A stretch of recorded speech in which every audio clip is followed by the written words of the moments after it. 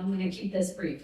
For those who don't, Dan is a Cleveland native and attended university school, where he currently sits on the board of trustees. He graduated from Trinity College and the Harvard Business School. Along the way, getting married to Marge, his high school sweetheart. Marge is described by her daughter. And we have many of Dan and Marge's families here tonight, so thank you for joining us. But Marge was described by their daughter as the only other person with as much energy as Dan. Dan has been an entrepreneur from the very beginning. He paid part of his way through college and graduate school by founding a tree trimming business that employed 14 people. And that was just the start. Dan has long described Cleveland as one of the best locations for manufacturing based on cheap real estate, access to plenty of excellent engineering and design talent, and a broad base of tool shops to feed the needs of manufacturers. He used those advantages himself as he's founded companies and been awarded over 40 patents in our region over the last several decades, with Team Wendy and Soundwich as some of the more well-known companies on his list. Dan's been a champion of our region his whole life.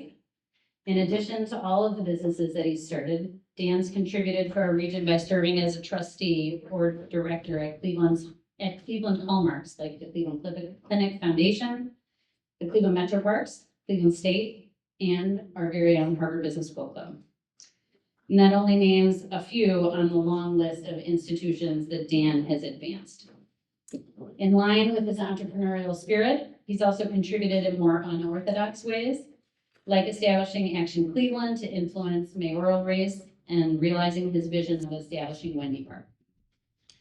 Dan has founded over 30 companies, and he's not done yet. To learn more about Dan's journey, I'm going to turn the conversation over to Dan and Brent Ballard, Dan's longtime friend and co-conspirator.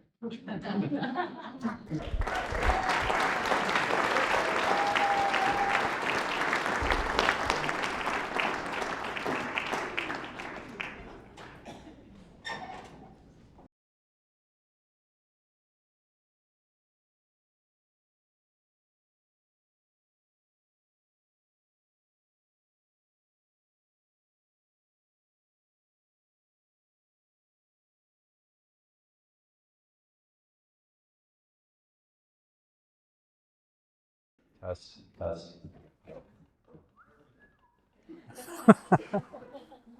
Well, Dan, you have a lot of friends here tonight that have paid me to ask you some questions that aren't on our list. The longer we talk, the fewer questions will be asked. Yes, that's right. That's right. Well, first of all, congratulations, my friend. There's nobody more deserving of this than you.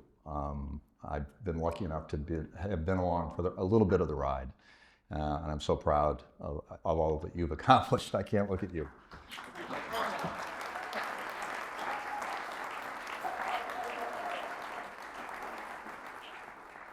Before we get into the subject of leadership, I think we'd all like to understand how you got started. Although everybody in this room thinks they know how he got started, but there's some surprises in here. Well, I think the two key things were, first, the right parents that were enthusiastic and positive, and the other is getting started early. And my mother was phenomenally supportive.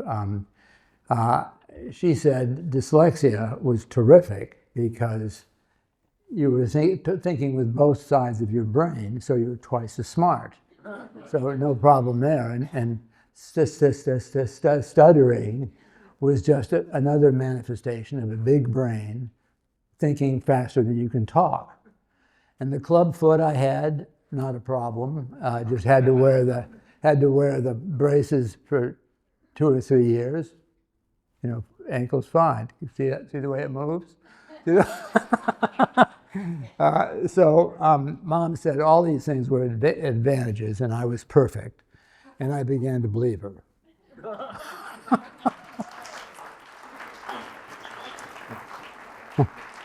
What a nice tribute to your mother, Dan. Betty and Dan would be so proud of all that you've accomplished. With Mother's Day just a few weeks ago, she's looking down on this going, are you kidding? So tell us about how it started. But starting early is also important. And my first paper route was in the 5th grade, and I had 3 paper routes, and then I worked for a plumber, and I worked for a plumber until my mother found out that we were cleaning out, getting rid of septic tanks, and she found out that we were using dynamite. So that was the end of that. But it was funny. Then we went into tree trimming. So I began to trim trees, and of course, trimming trees is a lot more dangerous than using dynamite. But in college, then I started a birthday cake business, which I'd send the parents a little notification that their child was having a birthday, and would they like a birthday cake, and sort of shamed them into getting a birthday cake. And then I also started a summer tree service, which ended up being fairly good sized at the end. I think we had 14 employees and 2 trucks, and it was a fairly major project. So, but by the time I graduated then, I had been working for 10 years. So when I graduated from high school, or college, I'd been working for 10 years, and I already sold a company. So I think that was, getting started early is very important. Well, Dan, I think it's great that your grandchildren are here to find out that tonight's award winner got his start by shaming parents into buying birthday cakes to prove their love. You serious?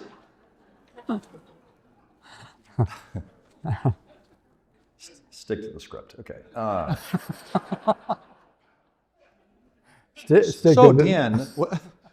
So Dan, what did you do after college? Well, after college, I was deferred from business school for a year, so I had a year off. I was deferred for business school, so I had a year off. And so I went in the Army for the 6-month program and did that for a little while. And then I went to work for White Motors, and it was a fabulous experience. White Motors was on the rocks right at that point. But it was very interesting to see a Rust Belt company, what was happening to these old companies. We made by far the best truck, much better than International Harvester. And we let you put any option you wanted to on the truck. We build it for you and have it just for your truck. And then at the same time, as I was working there was a strike going on. So I would wear a raincoat to work. And they'd spit at you as you crossed the picket line. So this raincoat would sort of protect your dignity a little bit. But I think the 3 things I learned were first of all, listen carefully to what someone will pay for. Because a lot of times we give people things that they don't necessarily willing to pay for. The other one is keep it simple. Manufacturing is complicated enough as it is. You don't need to complicate it further by offering all sorts of crazy options. And then the last point was never let a union get between you and your employees. That's a very precious covenant, and you have to keep it very, very close. So Dan, you found your way to the business school, as I understand it's called. With Marge, of course, supporting you the entire time by teaching school, so thank you, Marge. Then you graduated from the business school. He's making me say this. In 1966. It's like the Ohio University. Yeah, the Ohio State University. No, that's okay. That's fair. Okay. And of course, this entrepreneur, right? He's got his start in the M&A group of the Standard Oil Company. Dan, this seems sort of like the exact opposite of being an entrepreneur. So what led you to start Ohio? Well, first of all, I think going to the business school, as you call it, it's important to practice what you preach. So we spent a lot of time doing discounted cash flows and doing all the silly things that business school people do, and that with AI, they'll probably be doing it less. There'll probably be more people digging out septic tanks, probably. But I had a fabulous boss. I worked for Ohio, and my boss was Frank Mosier, who was just, those of you that knew him, was just an absolute phenomenal guy. But a bad thing happened at Ohio. I got interested in a project, and I couldn't get people to come along with me. So Ohio had a gasoline credit card that was that had a greater percentage of the Ohio population had that card than any other card in any other state. So it was a very deep credit card. And we also had, it was well managed. We had very small, low bad debt ratio. So this was a perfect thing to turn into a bank card, into a card like MasterCard or MBNA, you know, all the cards you've heard of later. I ran this by my boss, and he ran it by the board, and they refused it. So I was heartbroken, and I had a right to be heartbroken. Al Lerner did this over 20 years later and ended up selling the company to MBNA to Bank of America. Yeah, Bank of America for $35 billion. So that was a real heartbreaker for me, and so I resigned. Well, so Dan, after that start, remind us about some of Megan certainly mentioned a few of them, but some of your early ventures along the way to starting over 30 companies. Well, probably the first one was I became a manufacturer's rep. And the reason I did that is I wanted to see a lot of business situations, a lot of business problems. I want. Hey, what's that? There you go. It won't be the first time. That's why your lawyer is right here.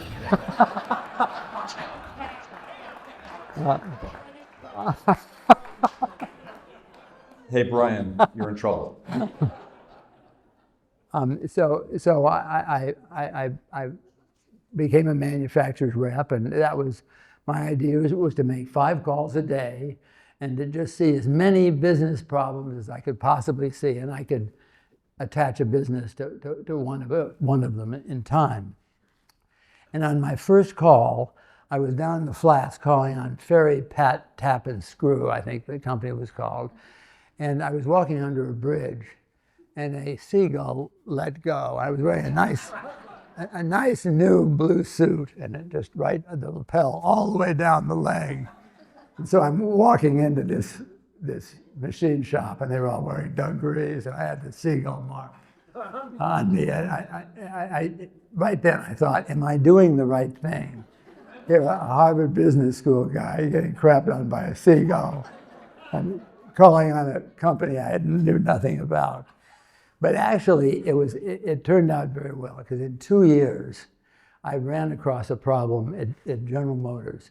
Their automobile frames were rusting out sometimes as often as in 2 years after the car was bought. And in certain parts of the country, people were outraged by it. And the problem was sort of a basic problem. The frame was a box section, and you couldn't clean the inside of the frame. So the inside of the frame really didn't get coated. And they brought in everyone you can imagine, Glidden, Sherwin-Williams, PP&G, and then there was another outfit from Europe. And so I was completely outclassed. I didn't know anything about paint, but ended up, my product ended up winning, because I didn't have to clean the frame. I was just putting a greasy, waxy material on the frame, and it was passing all the salt spray tests. We did a whole fleet. We rust-proofed a whole fleet of cars with this white cars with this material, and by God, I got the contract for all the General Motors frame plants in the United States. And it was a huge deal for someone who'd been doing this a little over 3 years by then, and it was going to be terrific. And then I got a phone call from the chief engineer of Chevrolet, and Chevrolet was probably the biggest manufacturing company in the world at that point. It was a huge company, and you don't often get a call so Ray Gallant called, and he said, Dan, can you come up here right now? So I drove up to the proving grounds, and there were 3 cars on the lift. One car, the frame was completely covered with rust. I mean, there wasn't one track of paint on this frame. The next one sort of looked like the current production coating. Didn't look that good, but didn't look horrible either. The other one looked like a Jaguar. I mean, it was absolutely polished, looked terrific. And he pointed to the frame with the rusty frame, and he said, "That's your coating." And I said, that's impossible. It can't be. And so we took a panel off the frame, and sure enough, my coating was underneath that. So that was a super hot hand. Here we're just about to go into production. We were literally weeks away from starting to make frames, and this thing was a disaster. And so I ended up treading water and trying to figure out what to do. And so we finally decided just to put a thicker coating on. And so we doubled the coating, and we sort of proved that would solve the problem. And what had been happening is dust during the summer was attaching to the frame coating and then washing the coating off with it. And so eventually the frames had no coating. So we put more on, we put a thicker amount on, it worked. And then finally we had a hot melt dip that we put them in, and that worked very well. But the big take-home message here was... Wait a minute, and what about your commissions? Well, only a lawyer would ask that question. The commissions did double. Okay, thank you. I just wanted to make sure. And then with the hot melt, they tripled. So it was Yeah, okay, it was definitely a good thing. But thank you for noticing. Yeah, sure. So what the upshot was that no matter what you do with the new product, when everything's new, there's a snag, and you say you can predict it. The smartest people around were looking at this deal, and none of us predicted it. But you will be judged not by the problem you've created, but by the way in which you solve the problem you've created. So we solved this thing. Everyone was happy. People forgot about the fact that it was costing 3 times more than it did before, and all was well. But I think that's a really important lesson. Don't be afraid to make a mistake, but never let the mistake go unsolved. Dan, we're going to talk about some of your partners in crime. One of them was Ambassador Crawford. And Ambassador Crawford has described you as a tinkerer, which has led to currently having 41 patents. Give us a few examples of what your tinkering has led to. Well, I think one of the most interesting one is the energy-absorbing pad that we made for Team Wendy. And this was a little pad that would fit up inside the helmet and could take a real whack without knocking you out. But the problem with it was that it had to be watertight. It wouldn't work if it was full of water. So it had to be watertight, yet it had to breathe, because if you went up in an airplane, which these soldiers always do, the bag would expand and would push too tightly on your head. They didn't want that to happen. So they wanted it to be waterproof, yet they wanted it to breathe air, which was sort of a hot hand. And it was an interesting solution. We ended up getting a 2 mil film that we encapsulated it with, and we would penetrate it, the film, with a myriad of pinholes. And the pinhole that worked the best was a diabetes needle, because it was thin and it was angled. And what would happen is it would create a flap that water couldn't get through, but air could. And that was the basis of our being able to sell the helmet. Other people couldn't use that. We patented it.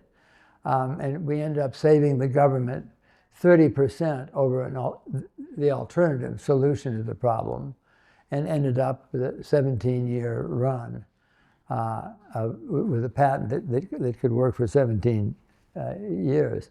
The other one was a project that Billy Weber, I heard a call over there. Give a hoot, Billy. Billy was working on this project. It was a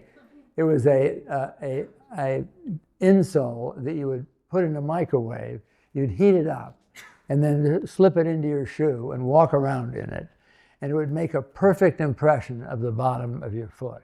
And it was extremely comfortable. Your foot wouldn't torque around like it does in a tennis shoe. It was a very firm idea. So we decided that this had to be an infomercial. It was so easy to sell, and this was going to be a huge thing. And so we spent $50,000 on an infomercial and a bunch of TV ads, and we sold 8 pair. So I think I learned there a lesson that my future wasn't in marketing. Well, and now Billy's in the tree business. I mean, it's sort of ironic. So anyway. Just don't play with dynamite. That's another one was the Chrysler oil pan. The Chrysler. This is during the time when Chrysler was in financial trouble, and their oil pan radiated noise from a horrible engine that they'd made too many of them on the same tools, and the engine just sounded like a thrashing machine. And if you parked it next to a Toyota or another Japanese car and listened to both of them, the Chrysler engine was unsaleable. So we discovered a way of dealing with it. We put a viscoelastic polymer inside the oil pan and constrained it with a piece of metal, and it deadened the oil pan. We called it acoustical perfume, because the engine was just as loud as it was before, but you couldn't hear it as badly. So Chrysler could sell the car, and of course we were selling that product for what it was worth to Chrysler, and it was worth a hell of a lot more than most automobile parts. So that worked out very well. One of the funniest ones was an Invacare project. We had purchased Invacare with Mal, and Mel Mixon, and it had a wheelchair tire on it that was extremely heavy, and it was hard to turn on carpets, and it was very rigid, so it was a bumpy ride. We solved all of those problems, and it was terrific. Turned easily on carpets. You weren't gliding, but it wasn't bumpy like the solid rubber tire was. And we saved something like 4 pounds or more than 10% of the wheelchair weight by doing it. So it was a home run. Sent the chairs down to Phoenix to just give them a try down there. And everything was fine the first week. The second week, the phone rang off the hook. These goddamn tires are falling off the wheelchairs, and it's happening at night, it's happening during the day. What's going on here? And these tires were hard to put on. It took 2 screwdrivers to get these on. How could it possibly fall off? Just fall off on the ground. And we put it in a hot oven, and they fell off. So we had not thought about the sun in Phoenix and the ability of a black rubber tire or a dark rubber tire to absorb the heat. So we ended up bringing all the wheelchairs back, and we solved the problem very quickly. And Invacare had some very good wheelchairs after that. There were a ton of other deals, and I'm not going to go through all of them, but just skipping over some of them. One was converting your car to from gasoline to natural gas. And we had a compressor in the garage that would compress the natural gas into a pressure tank in your car. Does that sound a little scary? It was. And there were other things wrong with the idea too. So that wasn't. And then we had another company called Flow Polymers that developed a way to compatibilize synthetic rubber, like butyl rubber, with natural rubber, and it was used in the liners of all tubeless tires used worldwide. That was a very successful thing, and it was based on just a way of mixing, a way of milling the two rubbers together. And then a final one. There are 20 or 30 of these stories. Some of them unsuccessful, and I won't mention the ones that really show real stupidity. But the one that I like was something that a whole bunch of people at the company were working on, and that was what we called second breath. And that was during COVID. There was a problem getting ventilators, and we designed, produced, and got conditional FDA approval on a ventilator, which the people that are, I see a bunch of people nodding out here who were involved with it, but virtually everyone at the company had something to do with it, and it was exciting to watch all of that. Well, so Dan, what are the lessons here from these experiences? Well, I think there are a couple of important points. And I think the first one is, which sounds unusual, it was much harder to find the problem and to define the problem than it was to solve the problem. It was very difficult most of these problems are hiding in plain sight. Like like mixing of the rubber. You'd think a tire company would have thought of how to do that, or the making a membrane impermeable to air but not to water. You'd think somebody would have thought of that. But it is amazing how many simple things there are out there that are hiding in plain sight, and how hard it is to find them, but how quickly you can find solutions to them. And we've used CASE Institute for a whole bunch of problems, solving a whole bunch of different problems. I think that the next thing is it requires a very tight relationship between you and your customer. And that's a hard thing to do for salesmen, but you have to know the salesman has to trust you, your customer has to trust you completely, because he's going to be sharing things with you that are deadly to his business. I mean, so it's, to me, developing relationships are very important. And then you need a strong, wide balance of talent, because there are a lot of different problems all mixed into these things. And I think I've been fortunate enough to have a terrific group of people that work with me on all these projects. And a lot of the people here, I'm not going to embarrass them by having them stand, because they may be wobbly by now. You just don't know. But one is Nancy Keene, who's our chief financial officer. And then Ryan Sakarsian, who's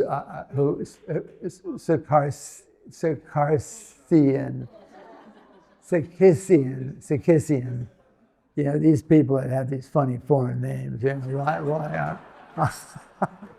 but he's our expert in chemistry and polymer science. And then Andrew Dorman, who's an absolutely phenomenal mechanical engineer. And Alex Papadopoulos, who's just a general fantastic businessman, very skilled. And then Tom Whalen, Corey Bildstein, and Mark Lee, who are three wonderfully skilled salesmen who we're very proud of. And it takes a group of this sort to be able to have the depth to be able to do some of the deals that we've done. Now, looking at starting a business is much less expensive in general than buying a business. And of course, it involves more work. But the beautiful thing about starting a company is if you're wrong, you can see it before you've spent a lot of money. And I know there are a bunch of people here in the room that are very well aware of stuff like that. You know who you are. So I for one, typically a deal like this, one out of three will be successful. If you're on a run, maybe one out of two, but there's a high failure rate. But the beauty is you can stop the projects when normally you can't. So those are my conclusions there. If I'm not stuck in the script. So Dan, I guess what you're saying is that's the difference between an entrepreneur and a private equity guy, right? I mean, Yeah. Okay. We're killing a bunch of private equity people here. So starting from scratch, you mentioned Invacare. Mel Mixon, who started Invacare with you as an early investor, suggested, and this is in print, that you were willing to take substantial risks for ideas that normal people might think are crazy. Well, that's sort of an interesting thing coming from Mal. I'll say, in complete honesty, I asked Barb if she could come tonight, so I wouldn't be talking behind Mal's back. But Mal has done some pretty crazy things too, and I think the craziest one I can think of is when he bought a company that had developed a product that would clean an endoscope. And if you recall, an endoscope is something that you look into the body from both ends. So it's quite important to get the cleaning right. And to me, that would be the sort of thing I would just kiss it goodbye and say, no, let someone else do that. But he proceeded to do this, and as you would expect, there was a flaw in the ointment, and the product was so toxic, the cleaning solution was so toxic that you weren't able to ship it through in normal. You had to ship it sort of like you ship gunpowder and dangerous components. So no one would touch it. It was out. So this was an investment that Mal had put Invacare money into it, and his own money into it. And this was going to be a dry hole. It was going to be a total loss. But somehow he figured out a way to make this thing work. And he developed a different product that you could ship through the mail. But I still wouldn't have invested in it. But that company ended up, that is the Steris Corporation, which you've all heard of. So it was a very successful company. So Mal did crazy things, but at least he bailed them out at the end. Yeah. So Dan, let's go from tinkering in your basement or garage to projects that have had a profound impact on this community. I chuckle at times when our local politicians, Brian, I didn't say this, talk about providing access to the lake, like they somehow coined the phrase. But it was really you, and I think I remember saying, "You're going to do what?"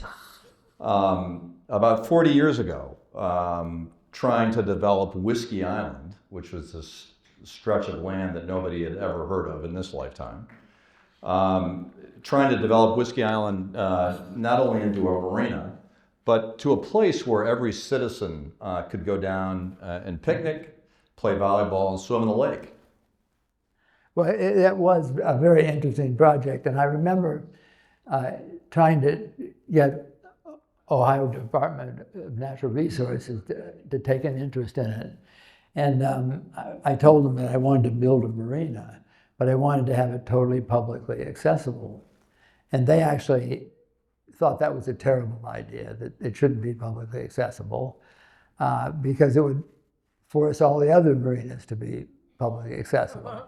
But of course, in California, marinas are publicly accessible. You can have a guy fishing for his dinner 20 feet away from a Rolls Royce, and that's considered okay. We just hadn't gotten there yet.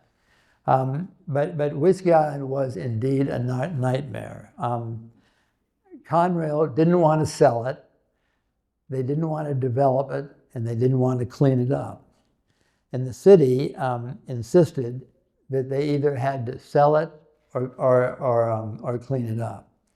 The city, the Port Authority, and the business community wanted to move the Port Authority to what is now Wendy Park, and then develop where the current Port Authority is now, develop it as an apartment building, which was, of course, a ridiculous idea.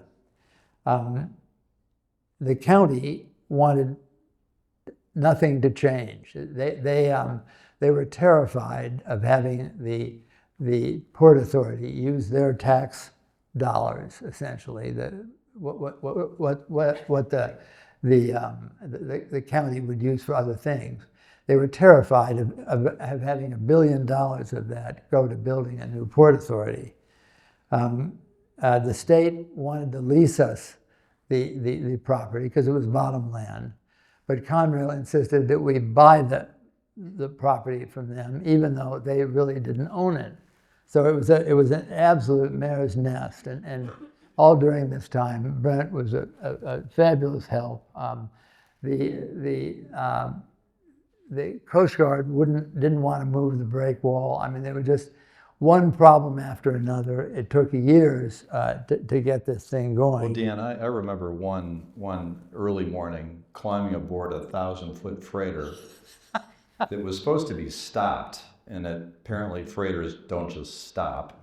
It was going 7 knots, and I thought we were going to go up a gangplank, with the red carpet and stuff. It was a leaf ladder, and the tender was going 7 knots. I thought, this is it. We're gonna die right here. And the whole idea was to see if they could turn this 1,000-footer and not crush basically the marina. So, which is sort of a fun thing. And if you've ever ridden a freighter into the mouth of the river, I can tell you that I thought we were going to end up in Akron. So it was fun. And one of my associates almost sued us because it turns out she was pregnant. Anyway, that's something.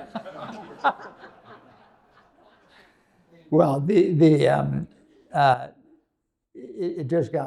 got terrible. It got extremely complicated and very expensive. And there was no way we were going to make this money back. But there were a bunch of people that helped out in this thing. Jerry Wyman, who I don't think is here tonight, he was a partner working on acquiring the property from Conrail. And then J.D. Sullivan, that I saw somewhere here.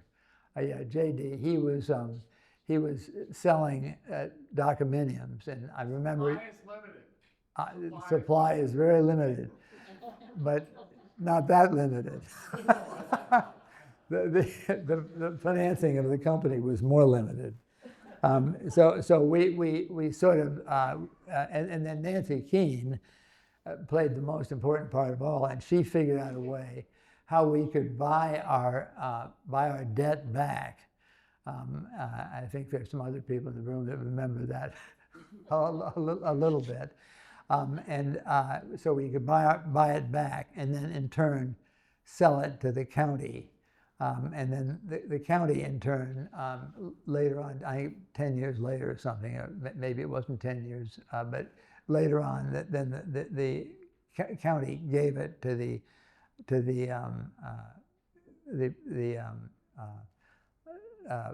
Metro Park, and the Metro Park did an absolutely fabulous job fixing it up, and now it's a terrific park for birding, for just going and hanging out, and there's volleyball. It's really quite a spectacular thing. But if it weren't for Nancy, we would not have. It would be a Port Authority. So.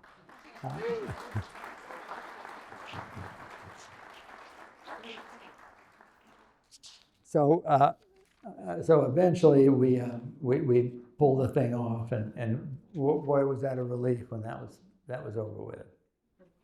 And of course, Dan, years later, you helped develop the Wendy Park Bridge. And again,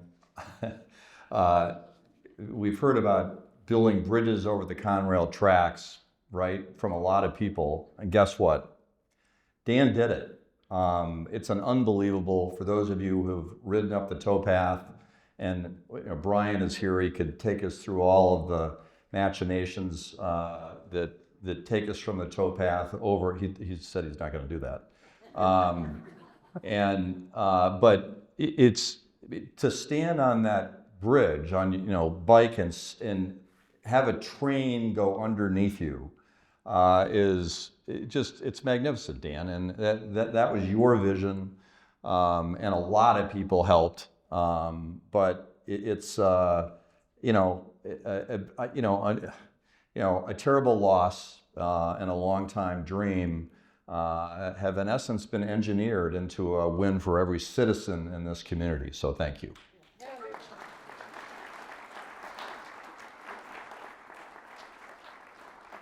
But the real story there is the Metro Park did the bridge, and I saw Sean McDermott here somewhere.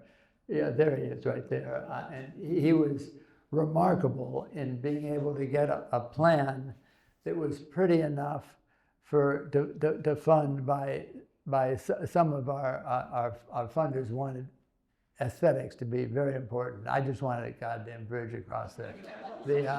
So I was thinking I was short-sighted, but Sean was very good, and the other thing was Brian just dogged it through. Dealing with the railroad is almost impossible. They have all the rules on their side, and struggling to get that thing done was absolutely remarkable.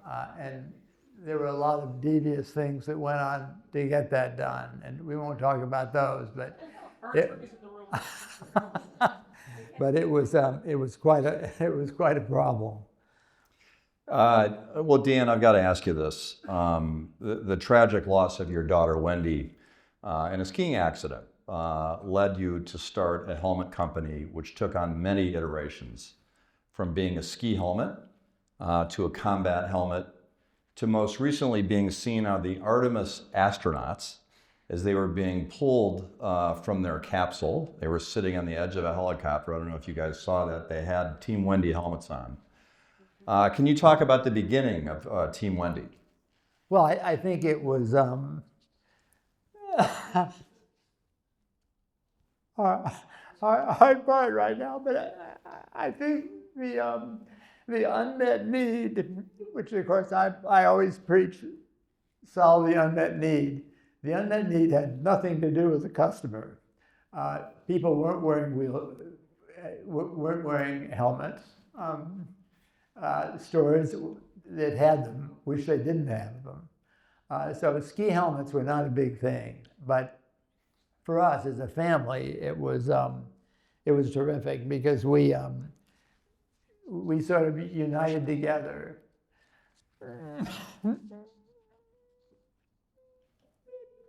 I'm sorry. Dan. I mean, it's amazing to think back to a time when we all skied without helmets, right? And now you see somebody skiing without a helmet and you think they're on a suicide mission. But back in the early days, trying to sell, and it wasn't the prettiest helmet, Dan. I had to wear it a bunch, and it was like a bowling ball on your head. And the stores were overstocked. It was four colors. The classic was we recognized it wasn't the prettiest thing in the world. But we had a way of making it bigger or smaller by turning some screws in the front of it. So it was a little bit novel, but it didn't have the fancy foam in it that we developed later. And Hallie had quit her job. Daughter Hallie had quit her job by sitting back there.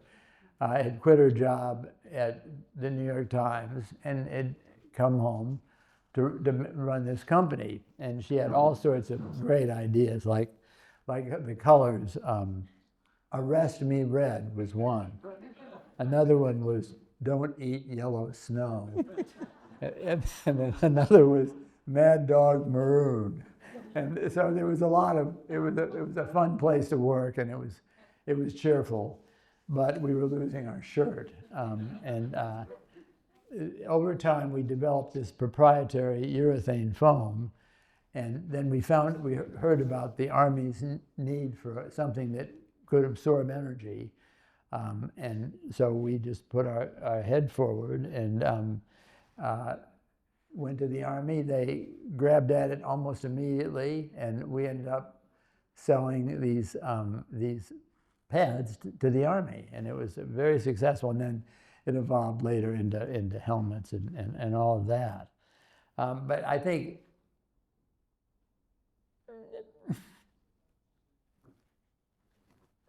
it's been extremely helpful for us as a family to be able to make a legacy for Wendy that has saved so many lives.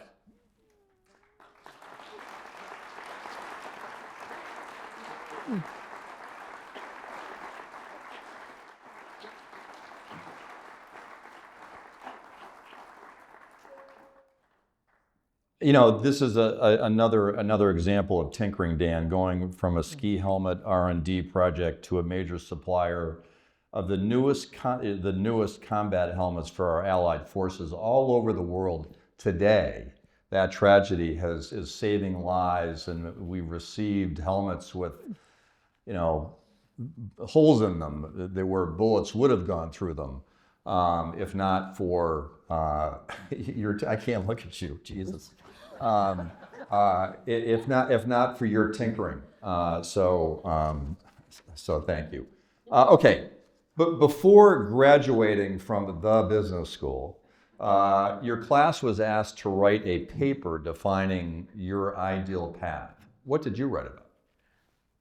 Well, this is a funny story. I wanted to be the mayor of Cleveland, and so I put down I wanted to make some money in a small business and then become mayor of Cleveland.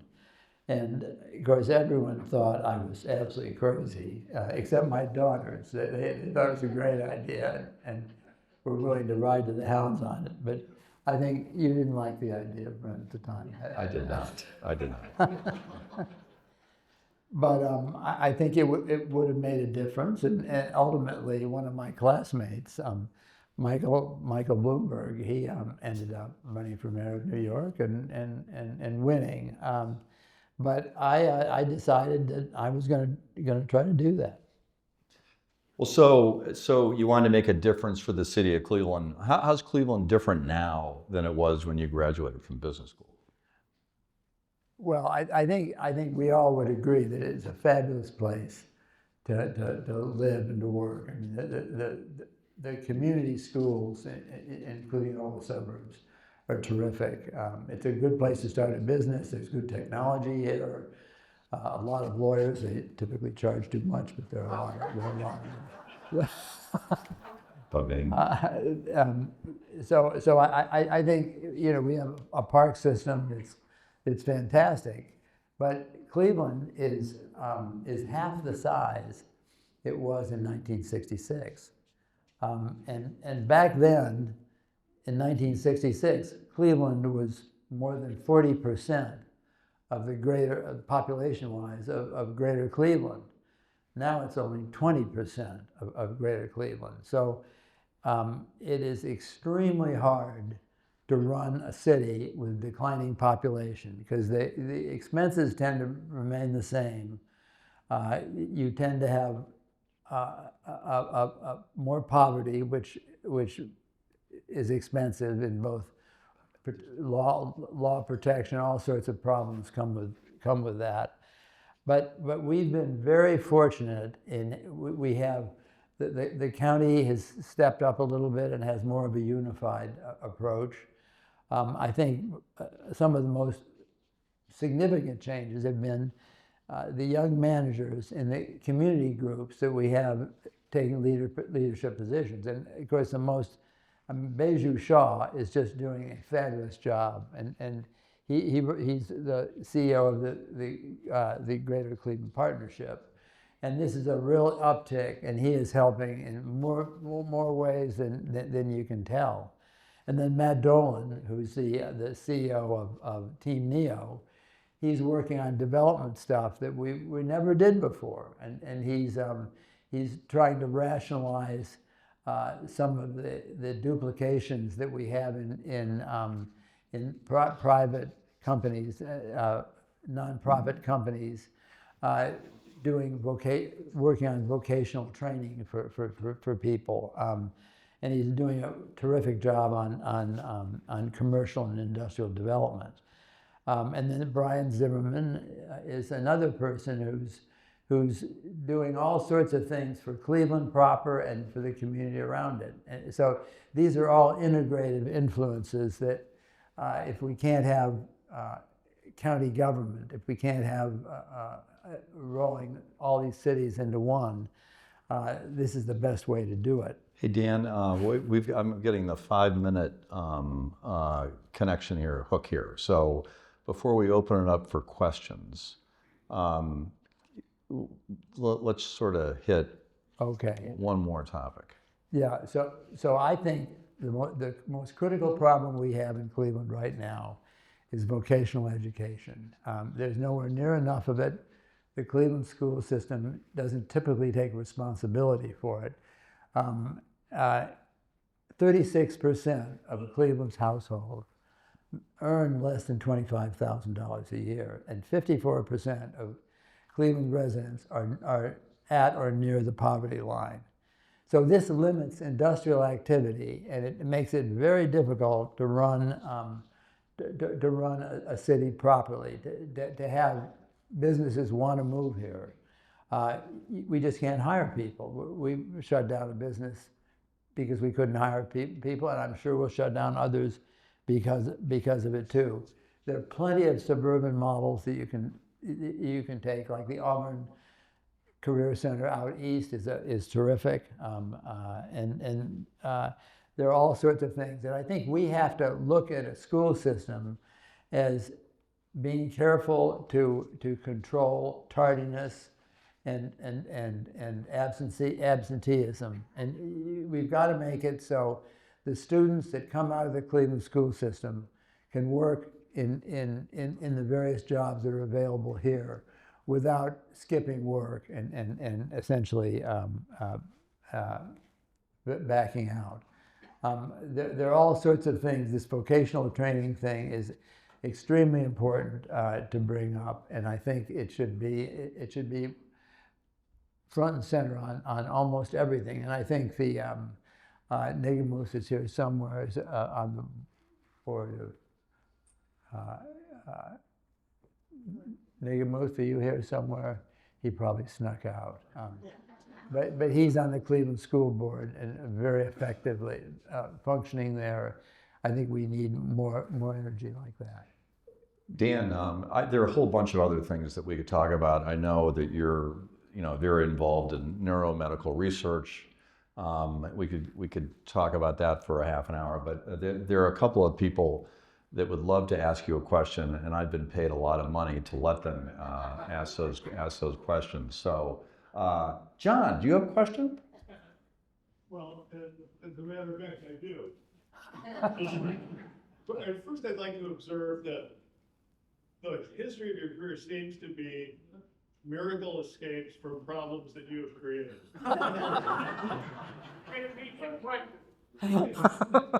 But setting this, and I'm so nervous being here. Don't repeat the question. Yeah. You can come up here and have the mic, John. Yeah, so the topic of this talk was leadership.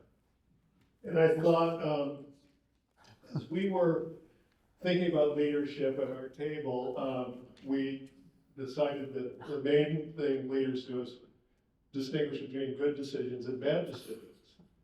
And so you made many wonderful decisions. You started all these companies and so forth, but just hypothetically, if you were to try to distinguish between, say, starting Team Wendy and just hypothetically riding a motorcycle at age 80 over a mountain pass in Tibet at 15,000 feet and getting run off a cliff by a semi, those would be like, one is a good idea, one's a bad idea. Which one is which?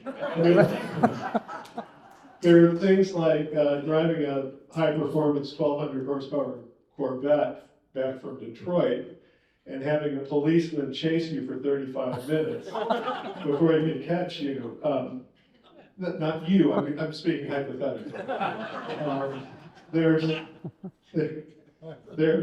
so many of these. I don't need to belabor. Could you just give us some edification on how you distinguish between these good and bad ideas?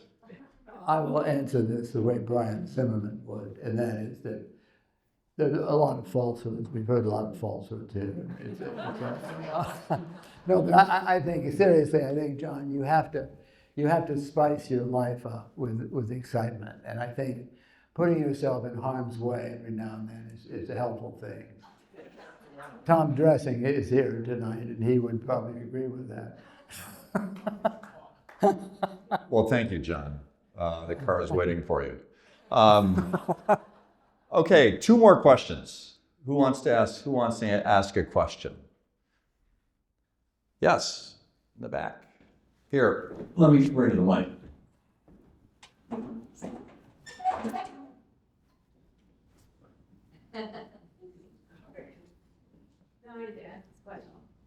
So I've heard the most important decision you make is the person that you marry.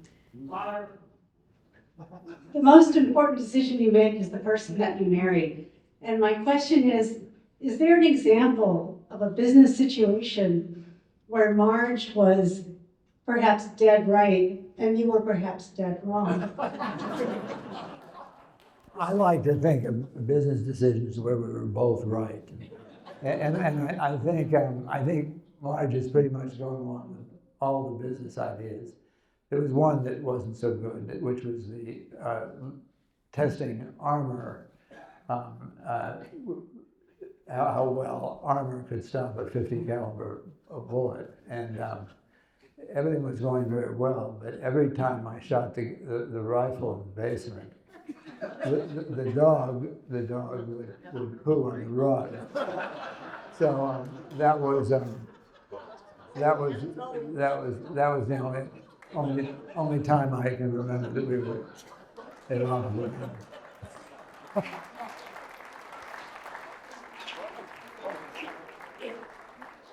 Mr. Boyer, the last question.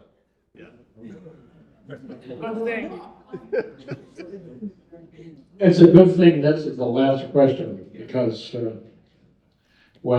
The person with the Trump hat generally is asking the last question. it's definitely the last question. I first of all want to tell the audience that I've known Dan longer than most of you have been alive. I think all of you, except one or two. And that means that a lot of the horse feathers landed in our laps when we were young. Chris Page is over here. Chris Page, I think another classmate of ours is here. Charlie Michener is here. But I would say that I spoke today with a classmate of ours who may be known to most of you. He's a famous economist living in Nashville, and his name is Arthur Laffer. And Arthur Laffer was on Kudlow's TV show this afternoon. And after we was done, he called me and he said, "I got your message about Dan Moore's award tonight. And he said, I'd like to send a message to him and to the audience. I said, that's great. What would you like to say? He said, well, tell Dan that I'm very proud of him for receiving this award from the Harvard Business School. And the only thing better would be the Yale Club of Parma giving him an award. And actually, there is a Yale Club of Parma. Baju Shan grew up in Parma, you know. Do you know them? I didn't know that. I sure No, I did. didn't know. Anyway, Art Laffer is a Yale friend of ours, and he sends his love to you, Dan, and his best wishes. But also, in addition, there are people here in the audience. Come forward. Where are you? Because Dan had a wonderful thing to do when he was young, which was he would carry live white mice. Like, see this white mouse here? He would carry live white mice in his pocket, and then he would release them at certain times. Dan, here's for you, buddy. Here's your mouse. Here's some mice for you. From your old pals who remember you from before most of these people were born.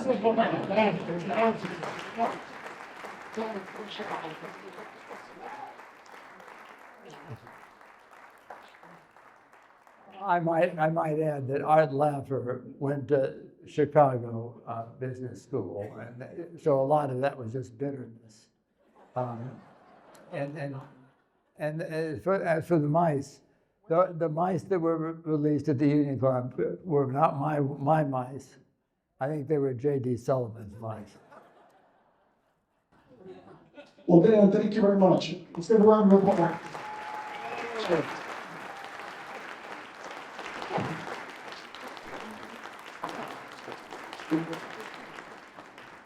A few closing remarks, Dan.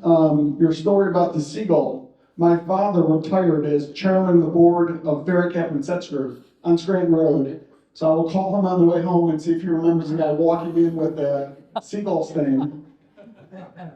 Second thing is, if there's any Dively Award winners in the room tonight, if you want to be a two-timer like just Dan and Mel Mixon, I recommend buying Invacare.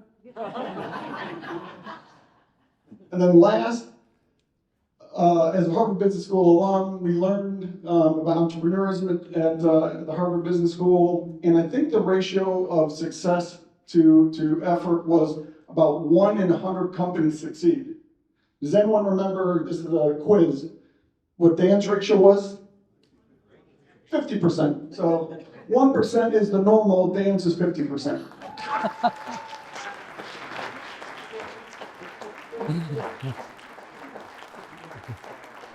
We're doing on behalf of the Harvard Business School, Harvard Business School Alumni Club of Northeastern Ohio, we're going to work on shortening the name. Congratulations on being our 2026 Leadership Award winner. Well deserved. Congratulations.